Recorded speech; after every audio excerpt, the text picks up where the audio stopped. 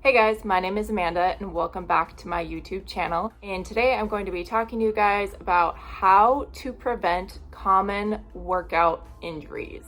So if you've ever had an injury while you've been working out or developed one for any other reason, you know how annoying and terrible they are. And so there is definitely things you can do as precautionary to try to prevent as many as you can, as some things honestly are just that easy to prevent. You just have to know how to. And so I'm going to give you about 4 tips on how to do that. Number 1 is a really good habit to get into when you are about to work out is to always start with a warm-up, especially for lower body. But that can be pretty much anything, whether that's a fast walk, like some stair stepping, some biking, just some random agility drills, things like that. Just making sure your body is getting warmed up before you start your workout. That is going to definitely help any stiff or sore muscles feel more loose and be able to run through their movements properly and effective without getting injured. That's number 1.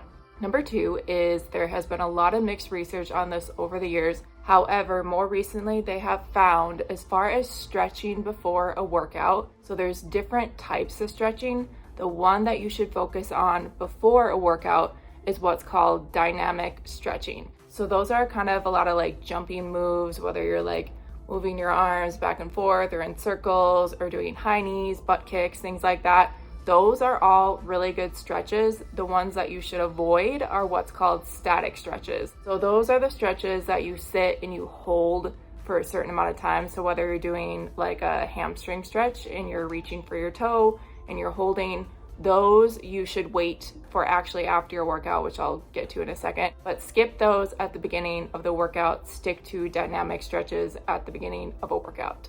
Next tip, number 3, is while you are doing, let's say, your different lift, try to put the ego to the side, leave it at the door, and truly lift what is appropriate for your strength at the moment. And so if you're doing a squat and you should only be doing 100 pounds or 135 pounds, but you're doing 155 pounds and your knees are collapsing, or your knees are going over your toes, or you're like doing this weird butt wink thing at the bottom when you come up, definitely that is telling you that that is way too much weight for your body right now. That doesn't mean you won't get there eventually, but right now, and just being mindful of what is appropriate, aka how your form looks, how you are moving through the movement, is going to prevent a lot of injuries. Because let's say you should be doing about the 135 pound squat, and that is where you're at strength wise, but you're putting an extra 20 pounds on there. That could lead to the slightest little tweak and now you have a back injury. Or you're doing something with a bench press and you're doing just a little too much for where your strength level is at, and now you have a shoulder injury, or now you have a pec injury, or all those things when you could have prevented them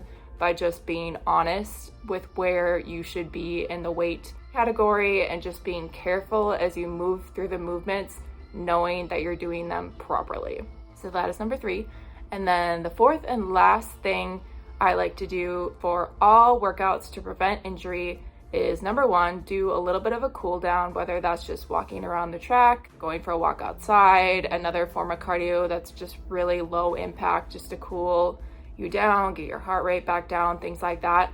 But then after that, to static stretch. So that was the one I told you to avoid at the beginning, and now you're going to be doing that at the end. So that way, this time you are actually holding the different stretches, and so you're making sure that your muscles are getting stretched out, they're getting loosened, things like that. It just helps, number 1, prevent injury, obviously prevent injury, but also prevent soreness, because obviously if you're working out, you're probably going to be a little bit sore after. And so just getting some really good mobility drills in after your workout is definitely going to help with soreness, but then also to prevent future injuries. So hope this was helpful. Comment down below which one stood out to you the most. If you have any other questions, I will be happy to make other videos on questions that you may have. And yeah, if you're new to the channel, welcome. Like I said, I make all kinds of videos, a lot of fitness videos, faith videos, beauty, all those things. So if you like stuff like that, do not forget to subscribe to my channel. I would love that, and like the video. And yeah, I will see you in the next one.